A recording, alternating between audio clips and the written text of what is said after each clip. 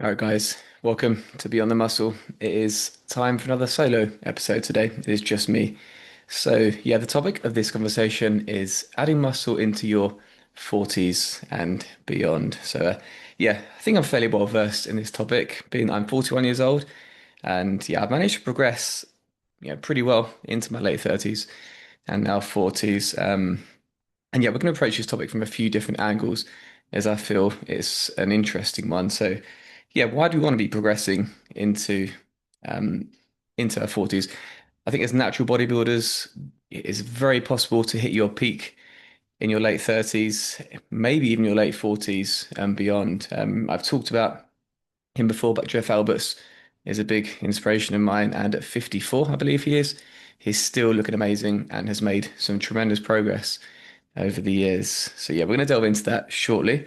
Yeah, before we do, a bit of housekeeping. So thank you all for subscribing and following the channel. Yeah, it's been a lot of fun, this little journey for me so far. And yeah, it's been a while since we last did a solo one, and I quite enjoy doing these. So yeah, what has happened since the last one? So as I mentioned in the last episode, the last solo episode, I did attend a posing workshop a few weeks ago. I think it was 3 weeks ago. And yeah, that was great. That was really, really good. And it was great to get an insight from some other, yeah, top natural bodybuilders who I have a lot of respect for, Darren Shepherd Loxton and Dan Sutcliffe. And yeah, it was good to get some other opinions on my posing and little tweaks I could make to really kind of optimize that area there because I don't think you can ever do too much practice with posing, and it's good to get some different insights, I think, when it comes to posing, and then form your own opinion based on all of those. Training's going well, so that's really good at the moment. So we're basically like peak mass at the moment. So I competed last year around in between 71 and 73 kilos. That's my kind of my fighting weight on stage. I'm currently sitting around 86 kilos, so about 14 kilos above stage weight, which is quite a lot. But this is a kind of area where I feel comfortable, this kind of range, and I still feel fairly lean, still very vascular, very full. And what I'm going to aim to do is hover around this body weight over the coming months and just make it look better over time. Because I feel, yeah, it might creep up a little bit more, but I don't think for me getting unnecessarily big in the off season makes a tremendous amount of sense. Because yeah, whilst I have not really optimized my kind of hypertrophy journey, shall we say, since I started, as we're going to delve into a little bit today, actually, it's been quite up and down. I have most likely accrued most of the muscle I'm going to gain, although yeah, we're still going to try and add as much muscle tissue as possible to my frame um, over the next few years, and we'll see what happens. So yeah, training is going really, really well. And yeah, due for a little deload or devolume week soon, which we'll have probably in 2 weeks or so. But for now, yeah, training is going really well. So yeah, on to the topic of conversation, adding muscle into your 30s and 40s and beyond. And I feel there are a few different ways we can approach this conversation, both from like a practical standpoint of what it takes to actually keep building muscle and some of the ways we can get there. And also looking at some areas where that might not be, how can I put this? Areas which might be overlooked, shall we say. So yeah, I'm going to talk about where it all started for me. So I started working out at 17 years of age, and I remember I seeing there's this guy called Anthony Ellis on Body for Life, which was based in the States somewhere, and I believe it's some kind of transformation program where you could see how much you could transform your physique over the course of, I believe it was 12 weeks. And this guy called Anthony Ellis won, and I believe he won the contest, and he made an incredible transformation in that time. And I looked at it, I thought, wow, that's amazing. And obviously, being 17 years old, I just wanted to see results quickly. And yeah, seeing what he did and some of the things that he did to make that transformation, uh, despite wanting to see really quick results, he was doing a lot of the things that ended up being kind of foundational for a solid weight training journey. So having a high protein diet, pushing yourself in the gym, And all of these things led me to actually make some pretty good results straight away. I Yeah, I remember actually gaining, I can't remember exactly what it was. It was maybe 6 or 7 kilos of muscle. Certainly like the first, I won't say of muscle, 6 or 7 kilos of body weight in probably the first, I want to say 8 months or so of training. I was yeah, I don't want to say hyper responder, but I did respond well to training with weights. My early weight training sessions were pretty basic, as most noobs, we don't really know what we're doing.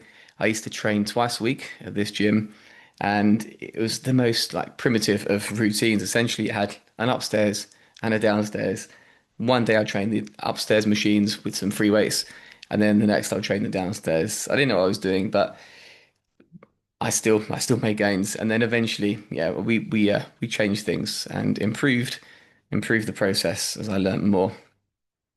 So, as I've mentioned on a previous podcast, maybe a couple of times, there were a couple of books that were kind of foundational into getting me into lifting. And the first one was obviously the Arnold Schwarzenegger Encyclopedia of Bodybuilding, which, yeah, I think most people my age or thereabouts have probably seen that book. It's almost like the Bible in terms of bodybuilding. And yeah, it's yeah, there are still some really good kind of nuggets of information to be taken from that book today. The other book was actually a fantasy art book that my uncle got me when I was maybe nine or I don't know, 8, 9 years old. I was quite a talented artist as a kid, and this book would depict pictures of, heroic looking, muscular men, and I just wanted to look like that. So yeah, the combination of those two books were, I think, foundational, and it definitely steered me into the path of bodybuilding, or at least weight training at quite a young age.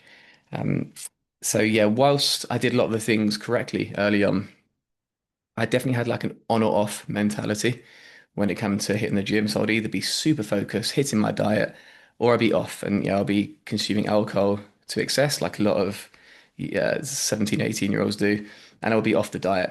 And yeah, wasn't the healthiest relationship with the gym at the time. But one of the main reasons I'd say why I've been able to continue to make progress into my 40s um, is I've taken technique seriously from a very young age, and I've remained largely injury free for most of my lifting career. So at 23, I became a PT, and yeah, I took technique and form seriously. I was aware of the importance of staying injury free from a young age, and I think that really helped. That really helped me progress, over the decades. I still tested my 1 rep max and things like that, as we do in my early 20s. I remember hitting like a 150 kilo bench, which for me was a hell of a lot of weight, at maybe 80 something kilos. Doing like 4 plate squats, which isn't tremendously strong, but for me it was. Um, so yeah, I say remaining injury free has been a big part of why I'm still able to do what I do, 2 and a bit decades after I started. And yeah, I think that's so important. And another one is this is a natural bodybuilding channel. I've stayed natural. I haven't gone down the dark side when it comes to performance enhancing drugs. Whilst it's obvious, I think it's kind of an important one because apart from like the extra pressure on like connective tissue and things like that, when you do go down the assisted route, I think there's the psychological impact of drug use. So let's say you're running a cycle, for 3 months, 6 months. I don't know exactly how all of this works, and then you decide to stop. I think the impact of doing so is going to have play a big kind of psychological role when it comes to losing all your gains. You're not really going to look at yourself the same way again. Another reason why I think I've still been able to make progress is now this is not something I recommend, but I have had periods of, I'd say, relative inactivity or taking my foot off the gas since I started lifting. So yeah, in 24 years of lifting, it hasn't been 24 years of bodybuilding training. If we were to break it down, I'd say from 17 to 23, those first 5 or 6 years were the noob years. And even during that little segment there, I wasn't exactly hyper focused all the time. Like I said before, that on-off mentality definitely crept in there. That was where it was most prevalent. And there were times where I was just not training on not taking things as seriously. And then the switch would flip and I would be hyper focused. But it was a big, yeah, a bit of a switch and a big on-off thing back in those early noob years. But despite that, I did make some really, really solid progress in those first years of training. And I'd say after that point, from like 23 to 27, I was able to be more consistent with my trading. Um, and yeah, I became a PT at that point. I made some gains, but it was fairly stagnant. So once again, I wasn't really focused on bodybuilding at the time. And then from 28 to 33 is when I'd say I made my best gains. And obviously, I've made some of the noob gains before, but the reason I made the best gains at this point was because this is when I was consistently training like a bodybuilder. I discovered 3DMJ around that point in my late 20s. Guys like Matt Ogus, Lane Norton, who I mentioned before, and they really kind of fueled the fire for me and were the main reason why I ended up stepping on stage in 2015. But yeah, during those, I'd say, yeah, 28 to 33, that year from thinking about competing to then doing my first show and then having a bit of an off season after were my next kind of segment of like really, really impressive gains at that point. And then from that point on, I had a family. We got married, we had two kids, and the bodybuilding kind of took a bit of a back foot. And the aim, well, in all honesty, at that point, I didn't think I would end up competing again. And yeah, I'd taken up running, a few other hobbies as well. You know, I was doing things like rock climbing. And yeah, when I say running, it was like fairly long distance running as well. So not really conducive to adding a ton of muscle tissue. So working up to like half distance marathon runs and yeah, running probably upwards of 30 to 40K a week at my peak, while still going to the gym, of course. But yeah, not a tremendous amount of muscle gain at this time. And that was from about, yeah, 34 to 38 years of age. From 38 onwards was when I thought, okay, I got the itch to step back on stage again. And that's when I can say I've been training like a bodybuilder again from 38 to present. So let's say for the last two and a half years. For the first like year of that, I was still running loss as well. Um, but yeah, the training has been more geared towards hypertrophy and gaining muscle at that point. So yeah, from 17 all the way to 41, as you can see, like it's not been a lifting career that's hyper focused on building muscle. Um, this is not something I'd recommend. Obviously, if you want to be a successful bodybuilder, you want to you do want to be as hyper focused on that as possible. But yeah, it has without a doubt been a reason why I'm still able to progress into my 40s because I haven't really optimized those early years as much as I potentially could have done. And yeah, so that's definitely a factor. That's definitely a factor there. Another reason why I think I'm still able to progress is I haven't been scared to ditch what doesn't work for me. So if there's a movement that's very popular, for example, but I know it just doesn't work for me, I'm not going to do it. I'm going to do something else because, yeah, certain movements just won't work for you. Biomechanically, we're all different, obviously, and some movements are just they're more likely to send you down the route of getting injured. And yeah, once again, that was a big no-no for me. I wanted to stay injury free as possible. You know, hip thrust, during an example, I've never really got on well with those. Weighted dips is another one. I used to be able to do weighted dips with like 320s, 60 kilos. Um, but from my like early to mid 20s, it just didn't work for me. It just didn't feel very comfortable. And I thought it's not worth the risk of injury. And there are so many other options. That's the thing about bodybuilding. So many other avenues we can go down to elicit the same response. So yeah, that's another factor there. I think it's important to be malleable with your training and yeah, be adaptable and don't do something just because your favorite influencer is doing so.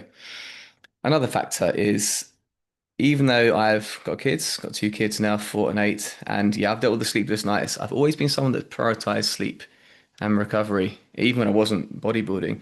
I know how bad I feel after not getting at least 7 hours sleep. So yeah, things like sleep hygiene, supplements, the fact that I rarely drink alcohol, that is definitely factored into things as well. So another key component, I think, when it comes to yeah adding muscle later on is that.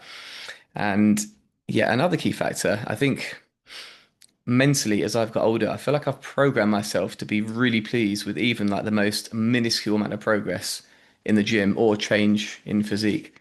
So what I mean by that, if let's say I have to hit, two or three sets of a certain movement, if I can improve by one rep, I'm happy. That's great. I'm making progress. The chances of me gaining muscle is very possible. Or if I look in the mirror and I see my physique has changed just very, very slightly over the course of a month when I do my progress videos, that excites me. I get really excited to see just the subtle changes happening to my physique. And I feel like that's an overlooked area is just being able to be happy with just very small amounts of progress. So yeah, that's a big one for me. Another big one, I think, the fact that I'm still doing this at 41 is because I've had other interests outside of bodybuilding. So I say, yeah, since I started lifting, there have been so many things that I've yeah, been passionate about. I think it's by our very nature, bodybuilders are very driven, very motivated people. And I think it's a good idea to apply that same level of passion to other aspects, of life. So yeah, since I started this bodybuilding journey, I've been obsessed with various different topics, reading a certain genre, a book. It could be, drawing, artwork, obviously. Rock climbing, I've been obsessed with at various points throughout these 2 decades. Video games, VR, all that kind of stuff. And yeah, these are just the ones I can think of off the top of my head, but there have been so many other things that, yeah, that have been there that if bodybuilding were to go for whatever reason, I'd have them to fall back on because I think it's important to know that if you want to be in this for the long game, that we can't just be a bodybuilder. I'm a firm believer of that. The very best bodybuilders, they're not just bodybuilders. They've got other stuff going on as well. And I think if you go into it, their kind of bodybuilding is life mentality, I think it just puts too much pressure. It puts too much pressure on yourself. And also, I think when injuries or setbacks do arise, it's good to have something to fall back on, something that can become a bit more important in your life while bodybuilding takes a bit of it goes down the order of priorities. So yeah, they're the things that I think have been the most important for me. So let's just summarize those there because there are a few. So yeah, I think yeah, technique is a big one. There is a spectrum here, for sure. Some bodybuilders can get away with a bit more a bit more kind of body English, a bit more of a kind of loose technique. But I think generally speaking, you need to kind of know where your limits are when it comes to that. Maybe test them early on in your lifting career to see what you can get away with. But yeah, I think having a good knowing that technique is important early on is going to send you on a good path. I think staying natural is obviously a given. I think most people listening and watching this will be natural bodybuilders anyway. The periods of inactivity that I've had over the years, I think that whilst I wouldn't recommend that, it does kind of tie into the fact that bodybuilding shouldn't be your only focus. There should be other things going on in your life if you want to become the best bodybuilder you can be. I definitely took it too far. I think I obviously, like I said, my aim was not to come back to bodybuilding, so I did take it too far there. But yeah, there should be other things in your life apart from bodybuilding.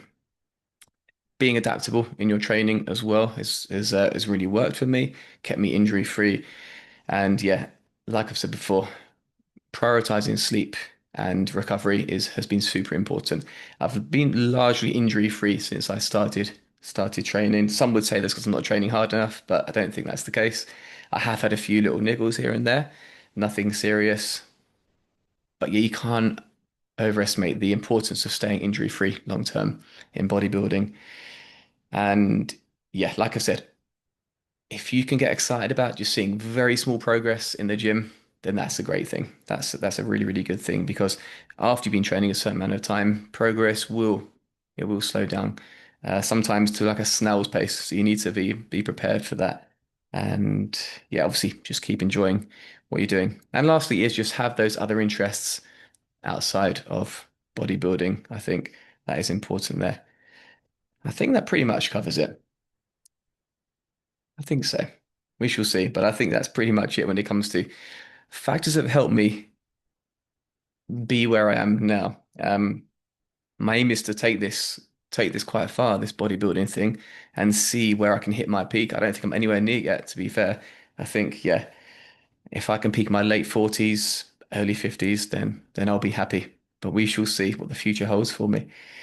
But that is it, guys. We have some exciting guests coming up over the next few weeks. So once again, thank you all for listening and for giving me all the positive messages on this channel. And yeah, thank you guys for watching and for listening, and we'll see you next time.